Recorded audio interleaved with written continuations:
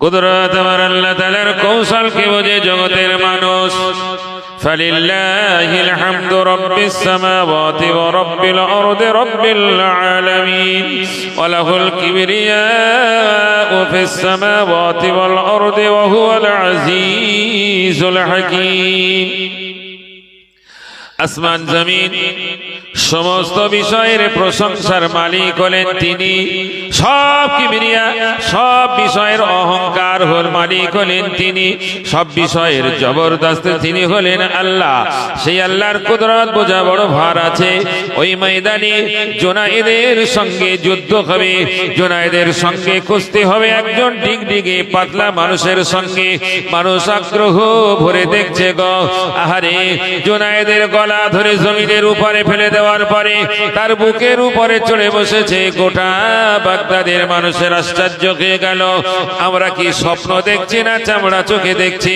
আশ্চর্য হয়ে বলছে, এটা কোনোদিন হতে পারে না, পারে না, পারে না। ও জুনায়েদ, তুমি কেন নিচে আর এই হালকা মানুষটা কেন তোমার বুকের উপরে? এটা আমরা মানি না। জুনায়েদ দ্বিতীয়বার আবার তুমি শুরু করো। দ্বিতীয়বার শুরু করেছে, একই কায়দায় তাকে ফেলে দেওয়া হলো। আরে সে আবার হেরে গিয়েছে। জুনায়েদ আবার 3 নম্বর সময় 3 বারের বারে আবারও হেরে গেল। গোটা বাগদাদের মানুষ তিরস্কার করে। জুনায়েদ, তোমাকে প্রতিদিন সকালের নাস্তা ছিল 120টা করে ডিম, একটা খাসি আর 5 কেজি আটার রুটি তোমার নাস্তা ছিল। দুপুরের খাবার আলাদা, রাতের খাবার আলাদা। এত খাওয়ানোর পরে একজন হালকা পাতলা ডিগডিগে মানুষের কাছে তুমি হেরে যাও। ধিক্কার দিল, ছি ছি করতে করতে চলে গেল। বাদশা টাকাটা ওই মানুষটির কাছে দেওয়ার পরে বলছে, জুনায়েদ, আজ থেকে তোমার আর বাগদাদের জমিনে ঠাঁই নাই। তুমি যেখান পারো চলে যাও, তোমার আর বাগদাদে রাখা হবে না। ওই মানুষটি একা জমিনের উপরে বসে মাথাটা নিচু করে নিয়ে চোখের পানি গড়িয়ে গড়িয়ে জমিনে পড়তে থাকে। অপমানের পানি চলে এলো গো গো। এরকম মুহূর্তে কেউ তার কাছে নাই, পয়সা নিয়ে ইনিও চলে গেছে। ওই জমিনে কেউ নাই, বাগদাদের জমিনে শুধুমাত্র ময়দানে বসে আছে জুনায়েদ। এরকম সময়ে তার ডান কানে যেন একটা আওয়াজ এলো, ও বাবা জুনায়েদ, অপমান হয়েও না, দুঃখ নিও না, আল্লাহ তাআলা তোমাকে কবুল করে নিয়েছে। আমি নবী মুহাম্মদুর রাসূলুল্লাহ বলে দিলাম, আমিও তোমাকে কবুল করে নিয়েছি। বলে, আমি হলাম নবী বংশের মানুষ, আমি খুব গরিব মানুষ, আমার সংসারটা ঠিক মতো চলে না। আপনি যদি আজ হেরে যান তাহলে 10,000 টাকা আমি পাবো, আমার সংসারটা ভালো চলবে। আর এই নবী বংশের মানুষ যদি আজ ইজ্জত পায় এই বাগদাদের জমিনে, তো এই বংশগত দিক দিয়ে মদিনার বাদশা খুশি হবে। মদিনার বাদশাকে বিশ্ব নবী সাল্লাল্লাহু আলাইহি ওয়াসাল্লাম তার বংশ সূত্রে তিনি খুশি হবেন।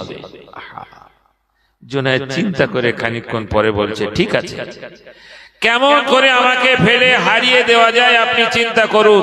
আমি আপনাকে কথা দিলাম, আজকের আপনার কাছে আমি হেরে যাব। জোরে বলে, কার খাতিরে হেরে যাবে? কার খাতিরে বলে? নবীর খাতিরে হারবে। যদি নবী বংশের মানুষটা জিতে যায়, রাসূলের ইজ্জত হবে। আর সে যদি হেরে যায় তাহলে রাসূলের বেইজ্জতি হবে। নবীর ইজ্জত করবার খাতিরে আল্লাহ তাআলা ওলিদের মাথার তাজ বানিয়ে দিলেন হযরতে জুনায়েদ বাগদাদী রাহমাতুল্লাহি আলাইহি, যাকে ফানা ফির রাসূল ফানা ফিল্লাহর দরজা তাকে দিয়ে দেওয়া হয়েছিল। ইলমে মারিফাতের যে তাসাউফ তত্ত্বের ইলমে লাদুন্নির ফয়েজ তাকে দিয়ে দেওয়া হয়েছিল। আল্লাহ রাসূলের মহব্বত করার খাতিরে বিনা স্বার্থে সমস্ত কিছুকে উজাড় করে দিয়ে আল্লাহর নবীকে ইজ্জত দিয়েছে। নিজের ইজ্জতকে ধুলায় লুটিয়ে দিয়ে আল্লাহর নবীর ইজ্জত দিয়েছে। আল্লাহ কবুল করে নিয়ে গোটা বিশ্বের সমস্ত ওলিদের মাথার তাজ বানিয়ে দিয়েছে। জোরে বল। জুনায়েদ বাগদাদী বলে একজন মানুষের কথা শুনি না? উনি একজন খুব কুস্তিগার ছিলেন। তো রাজ দরবারে তার খাওয়া দেওয়া হতো। প্রতিদিন সকালের নাস্তা ছিল 120টা ডিম, 5 কেজি আটার রুটি আর একটা খাসি সকালের নাস্তা হতো। তাহলে তার কতটা চাহিদা, শরীরে কতটা শক্তি হওয়া দরকার। জি জি জি, গোটা বাগদাদের মানুষ বলতে লাগলো, কি জন্য একে বাদশা পোষে, এর কোনো কাজ নেই, শুধু খায় আর ঘুমায়। অপমান হলো জুনাইদ। সে আওয়াজ দিল, আমার সঙ্গে কুস্তি করে হারিয়ে দিই এমন কোন মানুষ ঘোষণা দিয়ে দেন, আমি তাকে 10,000 টাকা দেব। আজকের যুগে হলে সেই টাকাটা হয়তো 10 কোটি টাকা হয়ে যাবে। পুরো বাগদাদে ঘোষণা হয়ে গেল, জুনায়েদ সঙ্গে কে লড়বে, কে কুস্তি করবে। যে শোনে সে শোনে যে জুনায়েদ হবে না, ওখানে পারা যাবে না, ওর গায়ে অনেক শক্তি, কোনো পেহলওয়ান আসে না। একজন দুস্থ গরিব, ঠিক মতো খাওয়া হয় না, হাড়ের গায়ে চামড়া জড়ানো, এইরকম কঙ্কাল সার এক মানুষ এসে নাম লিখিয়েছে। জুনায়েদের কাজে পৌঁছেছে যে রকম একটা বিষয়, যে তার সঙ্গে আমার দেখা করতে হবে। আপনাকে জুনায়েদ তালাশ করেছে, বলছে এখন নয়, ময়দানে গিয়ে দেখা হবে। যখন প্রতিযোগিতায় নাম দিয়েছি তখন ময়দানে গিয়ে দেখা হবে, এখন নয়। গোটা বাগদাদের মানুষ ময়দানে জমা হলো। জুনায়েদ হাজির, ওই দুস্থ হালকা ডিগডিগে মানুষটাও এসে হাজির, ওর সঙ্গে যুদ্ধ হবে। সকলেই আশ্চর্য হলো, হাতির সঙ্গে যেন কার মত আর বসা কি, হাতির সঙ্গে কার লড়াই, মশার সঙ্গে, এরকম মনে হচ্ছে। কাছাকাছি গিয়ে বলছে, ভাই জুনায়েদ, তোমার সঙ্গে একটা কথা আছে, তারপরে কুস্তি শুরু হবে। বলছে, বলেন। বলে, আমি হলাম নবী বংশের মানুষ, আমি খুব গরিব মানুষ, আমার সংসারটা ঠিক মতো চলে না। আপনি যদি আজ হেরে যান তাহলে 10,000 টাকা আমি পাবো, আমার সংসারটা ভালো চলবে। আর এই নবী বংশের মানুষ যদি আজ ইজ্জত পায় এই বাগদাদের জমিনে, তো এই বংশগত দিক দিয়ে মদিনার বাদশা খুশি হবে। মদিনার বাদশাকে বিশ্ব নবী সাল্লাল্লাহু আলাইহি ওয়াসাল্লাম, তার বংশ সূত্রে তিনি খুশি হবে। জুনায়েদ চিন্তা করে খানিকক্ষণ পরে বলছে, ঠিক আছে, কেমন করে আমাকে ফেলে হারিয়ে দেওয়া যায় আপনি চিন্তা করুন, আমি আপনাকে কথা দিলাম আজকের আপনার কাছে আমি হেরে যাব। জোরে বলে, কার খাতিরে হেরে যাবে? কার খাতিরে বলে? নবীর খাতিরে হারবে। যদি নবী বংশের মানুষটা জিতে যায় রাসূলের ইজ্জত হবে, আর সে যদি হেরে যায় তাহলে রাসূলের বেইজ্জতি হবে। কুদরত আমার আল্লাহ তাআলার কৌশলকে বোঝে জগতের মানুষ। ফালিল্লাহিল হামদু রাব্বিস সামাওয়াতি ওয়া রাব্বিল আরদি রাব্বিল আলামিন ওয়া লাহুল কিবরিয়াউ ফিস সামাওয়াতি ওয়াল আরদি ওয়া হুয়াল আজিজুল হাকীম। আসমান জমিন সমস্ত বিষয়ের প্রশংসার মালিক হলেন তিনি, সব কিবরিয়া, সব বিষয়ের অহংকার মালিক হলেন তিনি, সব বিষয়ের জবরদস্ত তিনি হলেন আল্লাহ। সেই আল্লাহর কুদরত বোঝা বড় ভার আছে। ওই ময়দানে জুনায়েদের সঙ্গে যুদ্ধ হবে, জুনায়েদের সঙ্গে কুস্তি হবে একজন ডিগডিগে পাতলা মানুষের সঙ্গে। মানুষ আগ্রহ ভরে দেখছে গো, আহারে জুনায়েদের গলা ধরে জমিনের উপরে ফেলে দেওয়ার পরে তার বুকের উপরে চড়ে বসেছে। গোটা বাগদাদের মানুষের আশ্চর্য হয়ে গেল, আমরা কি স্বপ্ন দেখছি না চামড়া চোখে দেখছি? আশ্চর্য হয়ে বলছে, এটা কোনোদিন হতে পারে না, পারে না, পারে না। ও জুনায়েদ, তুমি কেন নিচে আর এই হালকা মানুষটা কেন তোমার বুকের উপরে? এটা আমরা মানি না। জুনায়েদ দ্বিতীয়বার আবার তুমি শুরু করো। দ্বিতীয়বার শুরু করেছে, একই কায়দায় তাকে ফেলে দেওয়া হলো। আরে সে আবার হেরে গিয়েছে। জুনায়েদ আবার 3 নম্বর সময় 3 বারের বারে আবারও হেরে গেল। গোটা বাগদাদের মানুষ তিরস্কার করে। জুনায়েদ, তোমাকে প্রতিদিন সকালের নাস্তা ছিল 120টা করে ডিম, একটা খাসি আর 5 কেজি আটার রুটি তোমার নাস্তা ছিল। দুপুরের খাবার আলাদা, রাত্রের খাবার আলাদা। এত খাওয়ানোর পরে একজন হালকা পাতলা ডিগডিগে মানুষের কাছে তুমি হেরে যাও। ধিক্কার দিল, ছি ছি করতে করতে চলে গেল। বাদশা টাকাটা ওই মানুষটির কাছে দেওয়ার পরে বলছে, জুনায়েদ, আজ থেকে তোমার আর বাগদাদের জমিনে ঠাঁই নাই। তুমি যেখান পারো চলে যাও, তোমার আর বাগদাদে রাখা হবে না।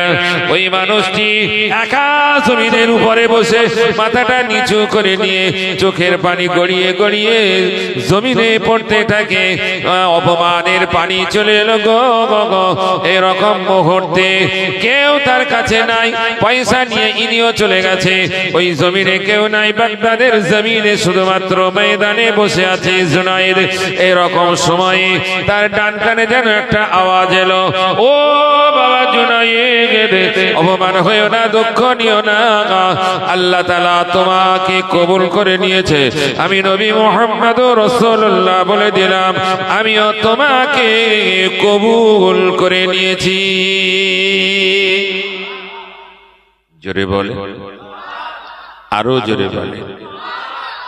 নবীর ইজ্জত বাঁচিয়েছে, আল্লাহ তাআলা কবুল করেছেন।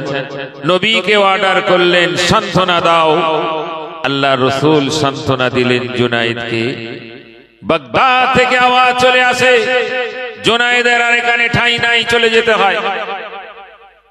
জুনায়েদ দাঁড়িয়ে দায়িত্বহীন আওয়াজে ওদেরকে বলে দিলেন, জুনায়েদ আর কোনোদিন বাগদাদে থাকবে না, চললো। যদি কোনোদিন আসতে পারি সেদিনে নিজের মতো করে আসবো, এখন চললাম। আজ বাগদাদের দরবারে ঠাঁই নাই তো মদিনার দরবারে ঠাঁই আছে। জোরে বলেন সুবহানাল্লাহ, জোরে বলে। সে যে অক্সিজেন পেয়ে গেছে, নবীর কণ্ঠের আওয়াজ তার কানে চলে এসেছে, এবং রাসূল যে তার মহব্বত করে সুসংবাদটা চলে এসেছে। জোরে বলেন সুবহানাল্লাহ। কুদরত আমার আল্লাহ তাআলার কৌশল।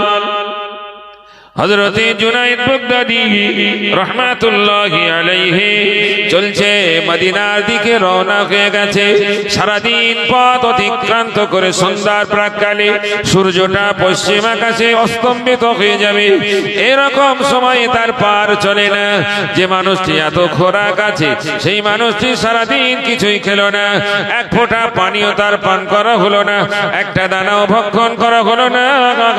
চলতে চলতে চলতে চলতে ক্লান্ত হয়ে যায়। আহারে, অন্ধকার ছেয়ে আসে। এরকম মুহূর্তে আর হাঁটতে পারে না। যত রাস্তা চলে রাত গভীর হয়ে যায়। গোটা এলাকা অন্ধকারে আচ্ছন্ন হয়ে গেল, রাস্তায় কেউ নাই গো। জুনায়েদ এরকম মুহূর্তে পাহাড়ের গায়ে হেলান দিয়ে একটু বিশ্রাম করবে।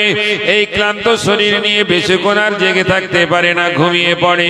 আহারে, জুনায়েদ সব হারা। তার সম্মান, তার ইজ্জত, তার সমস্ত খাদ্য খোরাক থেকে বঞ্চিত হয়ে গেল। জুনায়েদ আজকের এই পাহাড়ের গায়ে হেলান দিয়ে একা একা একা একা ঘুমিয়ে রয়েছে গো। এই ঘুমিয়ের মধ্যে স্বপ্নে দেখে বিশ্বনবী সাল্লাল্লাহু আলাইহি ওয়াসাল্লাম একটা পাগড়ি নিয়ে হাজির। ও বাবা জুনায়েদ, আমি নবী মুহাম্মদুর রাসূলুল্লাহ তোমাকে এই পাগড়িটা পরানোর জন্য এসেছি বাবা। এই পাগড়ি পরিয়ে দিয়ে আমি নবী মুহাম্মদুর রাসূলুল্লাহ ঘোষণা দেব, আমার জুনায়েদ গোটা বিশ্বের সমস্ত ওলিদের মাথার তাজ হয়ে যাবে। জোরে বলে তাকবীর দেন, নারে তাকবীর। আরো আওয়াজে নারে তাকবীর, আরো আওয়াজ নারে তাকবীর। আল্লাহ কবুল করেন, বলেন আমিন। নবীর ইজ্জত করবার খাতিরে আল্লাহ তাআলা ওলিদের মাথার তাজ বানিয়ে দিলেন হযরতে জুনায়েদ বাগদাদী রাহমাতুল্লাহি আলাইহি, যাকে ফানা ফির রাসূল ফানা ফিল্লার দরজা তাকে দিয়ে দেওয়া হয়েছিল। ইলমে মারিফাতের যে তাসাউফ তত্ত্বের ইলমে লাদুন্নির ফয়েজ তাকে দিয়ে দেওয়া হয়েছিল। আল্লাহ রাসূলের মহব্বত করার খাতিরে বিনা স্বার্থে সমস্ত কিছুকে উজাড় করে দিয়ে আল্লাহর নবীকে ইজ্জত দিয়েছে। নিজের ইজ্জতকে ধুলায় লুটিয়ে দিয়ে আল্লাহর নবীর ইজ্জত দিয়েছে। আল্লাহ কবুল করে নিয়ে গোটা বিশ্বের সমস্ত ওলিদের মাথার তাজ বানিয়ে দিয়েছে। জোরে বলেন।